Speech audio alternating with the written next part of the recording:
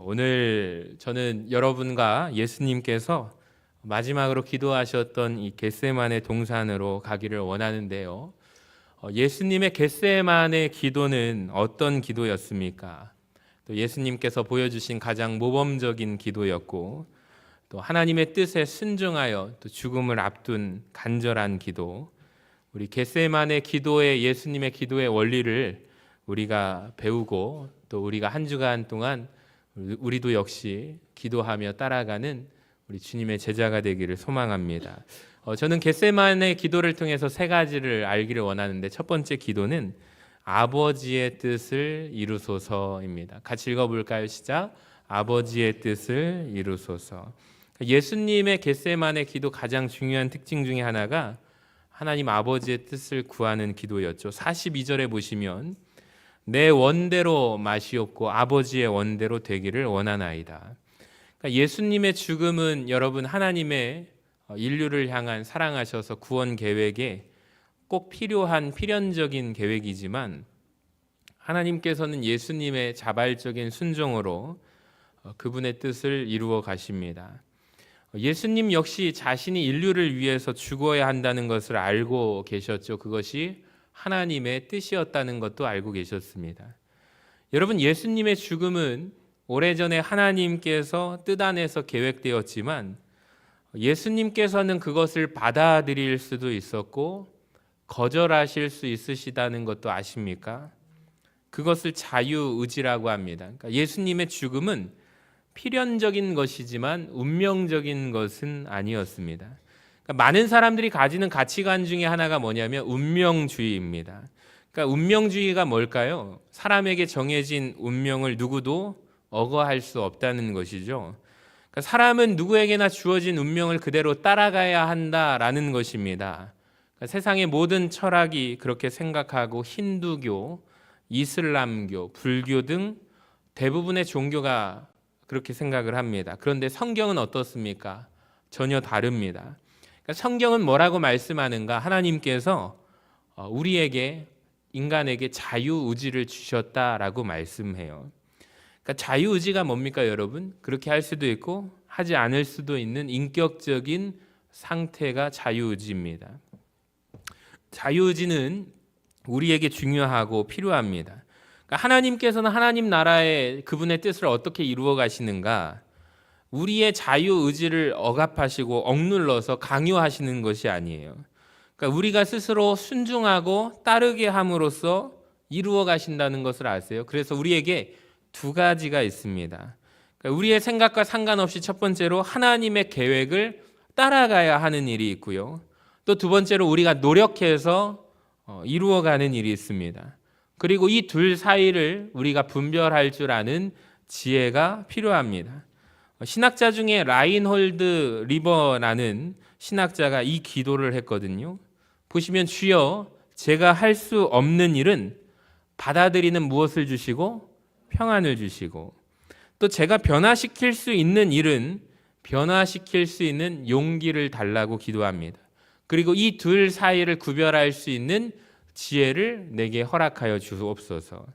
여러분, 그렇다면 기도가 무엇일까요? 기도는 저는 두 가지라고 생각하는데, 첫 번째는 하나는 이것입니다. 하나님의 뜻일 때 나의 의지를 꺾어서 하나님의 뜻을 따를 수 있는데 용기를 갖게 하는 것이고, 또 한 가지, 그것이 하나님의 뜻이 나를 통해서 이루어질 때 내 의지가 하나님의 뜻 가운데 사용될 수 있도록 순종하는 것이 중요하다고 생각해요. 그러니까 기도라는 것은 결국에 두 가지예요. 하나님의 뜻을 맞추게 하는 용기고요. 그리고 순종이 우리에게 필요합니다. 여러분, 하나님의 뜻이 무엇입니까? 예수님께서 죽으셔서 인류를 살리고자 하시는 것이 하나님의 계획 아닙니까? 자, 그렇다면 예수님은 이 뜻에 자신의 뜻을 복종시키셨어요. 자기 뜻을 꺾으신 것입니다. 그래서 기도하셨습니다. 그러니까 즉 그림으로 한번 보여주시면 우리에게는 하나님의 뜻과 내 뜻이 있어요. 그리고 이 사이에 있는 것이 기도입니다. 유진 피터슨 목사님이 예수님의 기도에 대해서 이렇게 설명하거든요. 그러니까 예수님은 기도를 통해서 하나님의 뜻 안으로 본인이 직접 들어가셨대요. 자신의 기도를 통하여 자기의 뜻을 꺾고 하나님의 뜻 안으로 들어가셔서 그 뜻을 이루셨다. 그러니까 예수님은 기도를 통해서 죽음이 부활이 되게 하셨다라는 거예요.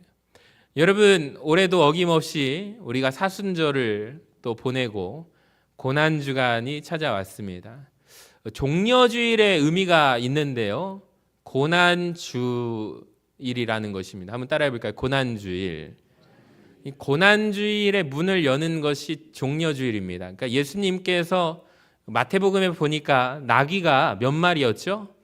한 마리가 아니었습니다. 두 마리였죠. 묶여져 있는, 매어져 있는, 다른 복음서에서는 한 마리로 표현되는데 마태복음에서는 두 마리로 나옵니다. 그 중에서 어린 나귀 새끼를 타고 예루살렘 성전으로 입성을 하시죠. 여기에 우리가 중요한 의미를 보아야 합니다. 왜 말을 타고 개선장군처럼 힘차게 들어오지 않으셨습니까? 예수님은 겸손하셔서 겸손한 모습으로 하나님 아버지의 뜻에 순종함으로 걸어가시는 발걸음이 이 종려주일의 고난주간의 문을 여는 고난주일을 우리가 맞이하고 있습니다. 그러니까 예수님은 그분의 뜻이 있었음에도 불구하고 하나님의 뜻에 자기를 순종함으로 복종하여 하나님의 뜻이 이루어지는 것을 원하셨습니다. 여러분, 그러니까 하나님과 내 뜻 사이에 기도가 있어요. 자, 우리가 왜 기도하는 것이 중요할까요, 여러분? 기도하는 사람과 기도하지 않는 사람의 가장 큰 차이점은 무엇입니까? 아까 그림을 보여주시면 하나님의 뜻이 있고 나의 뜻이 있다고 말씀을 드렸습니다. 여러분, 기도를 왜 할까요? 기도하지 않는 사람과 기도하는 사람과 차이가 무엇이 있을까요? 결국에는 기도하지 않으면 그 사람은 하나님의 뜻은 전혀 상관이 없는 것입니다. 하나님의 뜻을 알긴 하지만 중요하지 않습니다. 누구 뜻이 더 중요할까요? 내 뜻, 자기 뜻 이루어지는 게 더 중요하기 때문입니다. 기도하지 않으면 내 속에 있는 내 뜻, 나의 자아가 펄펄 살아서 움직입니다. 그 인생을 살아갑니다. 그런데 기도하면 둘 중에 하나거든요.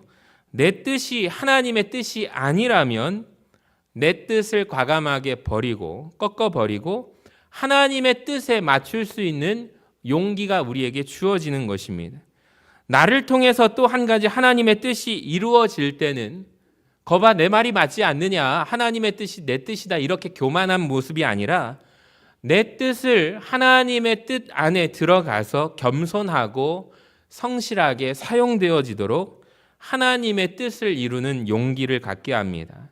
그래서 기도하는 자에게 순종과 용기가 주어진다고 저는 생각합니다. 여러분, 신앙생활에서 제일 어려운 게 뭘까요?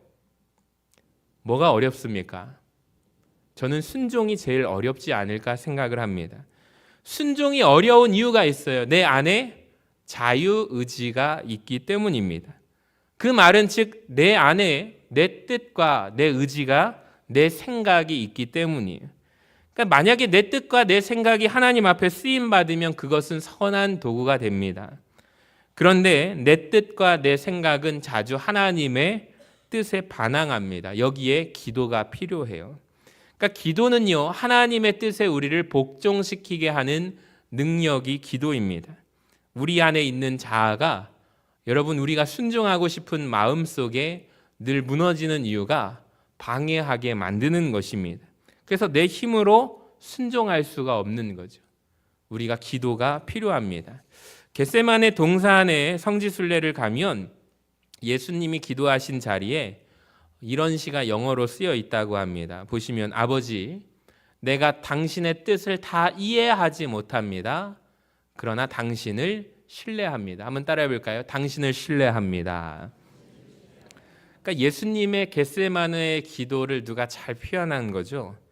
아마도 맞는 것 같습니다. 예수님도 하나님의 뜻을 다 이해하지 못하셨습니다. 하나님, 당신은 능력이 많으시지만 굳이 당신의 아들을 죽이지 않고 인류를 구원하는 방법이 있지 않겠습니까? 저도 육신을 입고 있기 때문에 십자가에서 매달려 죽는 일은 너무나도 나에게 힘든 일입니다. 아버지, 할 수 있거든 이 잔을 내게서 옮겨 주시옵소서. 그렇게 기도하다가 예수님이 깨달은 것이 있어요. 하나님의 뜻은 이해하는 것이 아니라 신뢰하는 것이다. 여러분, 우리가 하나님의 뜻을 신뢰하기를 원합니다. 하나님을 우리 머리로 이해할 수 없지만 하나님을 마음으로 신뢰하시기를 바랍니다. 여러분, 하나님을 머리로 이해하려고 하면 어렵습니다. 그런데 마음으로 신뢰하려고 하면 쉽습니다. 세례교육 4주차를 같이 우리 중고등부 학생들하고 공부했는데 참 세례교육을 할 때마다 저에게도 큰 감동이 되는 것이 이 아이들하고 처음 교육을 하면 얼마나 재밌는지 아십니까? 당신은 죄인입니다. 그걸 인정하십니까? 그러면은 목사님, 제가 무슨 죄를 지었다고? 제가 제일 싫어하는 게 그 질문입니다. 왜 저는 죄를 짓지도 않고 착하게 사는데 왜 죄인이라고 인정하냐고 물어보시죠? 라고 합니다. 근데 교육이 끝날 때쯤, 문답이 다가올 때쯤 제가 찬이한테 질문을 했습니다. 찬이야, 너는 죄인이야. 넌 그걸 인정하니? 그랬더니 네, 인정합니다.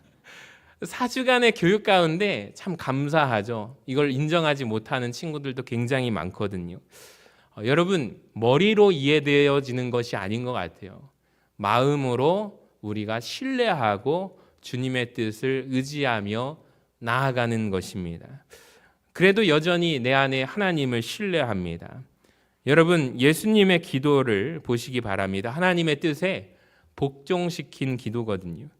그러니까 예수님이 자신의 뜻을 복종하기 위해서 기도했는데 우리는 어떻습니까? 예수님도 기도하셨는데 우리도 기도해야 하지 않을까요? 하나님의 뜻을 이루기 위해서 여러분, 우리가 기도하는 저와 여러분 되시기를 간절히 소망합니다. 예수님의 겟세마네 기도 두 번째, 힘쓰고 애써 간절히 기도하셨다는 것입니다. 그저 거저 주어진 기도 응답이 아닙니다. 44절에 보시면 예수님께서 어떻게 기도하셨는지 한번 보여주세요. 힘쓰고 애써 더욱 간절히 기도하시니 땀이 무엇과 같이 되었대요? 핏방울 같이 되더라. 그러니까 예수님의 기도가 간절한 기도였다라는 것을 아십니까? 그러니까 온몸을 쥐어 짜내는 기도가 겟세마네 기도라고 말씀할 수 있습니다. 실제로 겟세마네라는 이름의 뜻이 기름을 짠다라는 뜻인데 한번 따라해 볼까요? 기름을 짠다. 이 겟세마네가 오늘 성경에 보면은 감람산입니다. 여러분, 감람나무, 우리가 알고 있는 올리브 나무입니다. 그러니까 올리브가 많이 심겨진 동산이죠. 올리브는 이스라엘에서 지금도 귀하게 쓰이는 기름이고 주요 식량이고 미용으로 또 치료제로 등불로 성경 시대에는 왕이나 제사장 머리에 붓는 기름으로 지성소를 밝히는 등대의 기름으로 사용했습니다. 한번 그림을 보여주시면 우리나라 맷돌과 같은 이 모습이 올리브를 짜내는 것인데요. 우측 하단에 보시면 사람이 막대기를 이렇게 밀면서 이 올리브를 바닥에 깔면 큰 맷돌이 돌이 굴러가면서 올리브를 누른다고 합니다. 그러면 누를 때마다 연하고 순한 물이 나온대요. 구약시대 성경에는 이 올리브를 기름을 몇 번 짰냐면 총 4번을 짰다고 하시는데 아십니까? 그러니까 작고 부드러운 올리브가 돌 밑에 깔리면, 그러니까 우리로 치면 무거운 맷돌이 돌아가면서 올리브는 부서지게 돼요. 그러니까 결국에 안에 있는 껍질은 다 깨지고 속에 있는 씨까지도 잘게 부서진다고 합니다. 그럼 살점이 으깨지면서 올리브 안에서 연한 물이 나오는데요. 첫 번째 짠 것으로 어디에 쓰이냐면 제사장이나 왕의 머리에 무엇을 붓게 되죠? 우리가 잘 아는 기름 부음을 쓰이는 용도로 쓰이는 첫 기름이 바로 이 올리브를 첫 번째 짜낸 기름을 쓰였다고 합니다. 두 번째 짜서 어디에 쓰였을까요? 우리가 성전 시대 성막에 우리가 아실 거예요. 이 등대에 기름이 감람유, 올리브유로 이루어져 있습니다. 이 등대 기름이 꺼지지 않도록 제사장이 항상 이 등대 기름을 보충하지 않습니까? 세 번째 짜낸 기름, 올리브 기름은 가정에서 우리로 치면 식용유로 사용하였습니다. 그리고 네 번째 짜낸 기름은 우리가 잘 아는 마태복음에 나오는 10처녀 중에 슬기로운 5처녀 있잖아요. 여기에 쓰이는 기름이 네 번째 짜낸 가정용 등불로 쓰이는 기름입니다. 마태복음에 나오는 이 기름, 올리브 기름이 연하고 부드러운 기름, 또 몸에 좋은 건강한 기름이지만 여러분, 그 기름이 나오기까지 아까 전에 그 맷돌에 갈리는 올리브는 얼마나 자기를 깨트려야 하고 부숴야 할까요? 그러니까 아픔과 고통을 동반하지 않고는 좋은 기름을 얻을 수가 없습니다. 저는 이것이 겟세마네의 예수님의 기도라고 생각을 해요. 자신의 몸을 무거운 돌로 짓눌러서 눌러 짜내는 기도입니다. 그날 밤 예수님은 무거운 돌로 짓눌렸습니다. 마태복음에 보면은 겟세마네에서 예수님께서 얼마나 자신과 힘겨운 싸움을 계속하셨는지 보여줍니다. 마태복음 26절 37절을 보시면 베드로와 세베대 두 아들을 데리고 가실새 고민하고 슬퍼하사 이에 말씀하시되 내 마음이 어떻대요? 매우 고민하여 죽게 되었으니 너희는 여기 머물러 나와 함께 깨어 있으라. 그러니까 예수님께서 이렇게 자기 감정을 드러내신 적이 없었거든요. 마가복음에도 한번 보시기 바랍니다. 14절에 33절에 보면은 베드로와 야고보와 요한을 데리고 가실새 심히 놀라시며 슬퍼하사, 같이 읽어봅시다. 노란 글씨 시작. 내 마음이 심히 고민하여 죽게 되었으니. 여러분, 예수님께서 얼마나 힘이 드셨으면 죽게 되었다고까지 말했을까요? 저는 고등학교 시절에 이 본문 말씀, 이 구절을 보면서 아니 어떻게 예수님이 이런 말을 하실 수 있으실까 전혀 이해가 되지 않았습니다. 그런데 시간이 지나면서 지금은 이해가 됩니다. 왜냐하면 저도 살아가면서 그런 경험을 했기 때문입니다. 아마 여러분도 그런 경험을 가지고 계실 거예요. 깊은 절망감을 느껴본 적이 있으십니까? 오늘이 내 인생의 마지막 날이겠구나 이렇게 느껴보고 생각한 적은 없으신가요? 그러니까 이것이 저는 겟세마네 기도라고 생각하거든요. 그러니까 예수님께서 기름을 짜내듯이 기도하셨습니다. 우리는 원합니다. 아무런 고통 없이 저도 차 한 잔 마시면서 음악을 켜고 조용히 묵상으로 기도할 수 있는 삶이면 얼마나 좋을까. 언제나 하는 일이 잘 되고 형통하여 마치 숲속의 새처럼 노래하면서 기도할 수 있으면 얼마나 좋을까. 요즘에 제가 새벽 예배 마치고 이제 집으로 갈 때 새들이 그 새벽 시간에 날아가면서도 노래를 부르더라고요. 새들이 우는 소리가 요즘 참 많이 들리더라고요. 그래서 참 기가 막힌 경험을 합니다. 자연이란 참 놀랍구나. 근데 실제 우리가 기도하는 상황은 어떤 상황이냐면 오늘 무거운 돌들이 짓눌려서 우리의 진액을 짜내는 이 겟세마네 예수님의 기도와 참 많이 닮아 있다고 생각합니다. 여러분 누구에게나 고통이 있습니다. 근데 그 고통을 안고 어디로 가십니까? 고통을 안고 저는 교회 예배당으로 오는 사람은 참 복되다라고 생각합니다. 고통은 그를 기도로 내몰고 기도는 그에게서 고통을 내몰기 때문입니다. 우리도 간절한 기도가 필요합니다. 자기 몸을 부숴서 진액을 짜내는 기도가 필요합니다. 이것이 겟세마네 기도라고 생각합니다. 자, 마지막으로 주님께서 보여주신 기도의 모습은 시험에 들지 않게 기도하라입니다. 같이 읽어볼까요? 시작. 시험에 들지 않게 기도하라. 겟세마네 기도의 마지막 장면을 보세요. 45절. 기도 후에 일어나 제자들에게 가서 슬픔으로 인하여 잠든 것을 보시고 이르시되 어찌하여 자느냐 시험에 들지 않게 일어나 기도하라. 여러분 겟세마네 기도가 시험을 이기는 기도입니다. 여러분 믿는 우리에게 끊임없이 시험이 몰려오는 것을 아십니까? 이런 말이 있죠. 기도가 상황을 바꾼다는 말이 있습니다. 그런데 저는 그것보다 더 중요한 성경적인 표현이 있다고 생각을 해요. 기도는 먼저 누구를 바꾼다? 나를 바꾼다. 이게 성경적인 표현인 것 같습니다. 여러분 바꿔진 나를 통해서 내가 다시 삶을 볼 때, 상황을 볼 때 상황이 바뀌어져 있습니다. 그러니까 이를 위해서 필요한 것이 기도입니다. 그러니까 기도한다고 해도 이 세상에 시험이 없어지지 않습니다. 왜냐하면 주기도문에서도 주님께서 뭐라고 가르쳐 주셨죠? 시험에 들게 하지 마옵소서. 그러나 기도는 모든 시험을 이깁니다. 여러분, 시험을 없애는 것이 우리의 일이 아니라 시험을 이기는 것이 우리의 일인 줄로 믿습니다. 바라기는 특별히 고난주간 내일부터 특별 저녁 기도회가 시작이 되는데, 예전에는 특별 새벽 기도를 하면서 여러분 깨어서 기도합시다 라고 말씀을 드렸어요. 새벽 예배를 갑자기 나오다 보면 잠이 들어가지고 못 나오시는 분들도 계시고, 목사님 못 일어났습니다 라고 말씀하시는 분들도 많으셨는데, 이제는 우리가 더 이상 핑계 댈 수가 없습니다. 저녁 기도회로 바뀌었기 때문입니다. 할렐루야.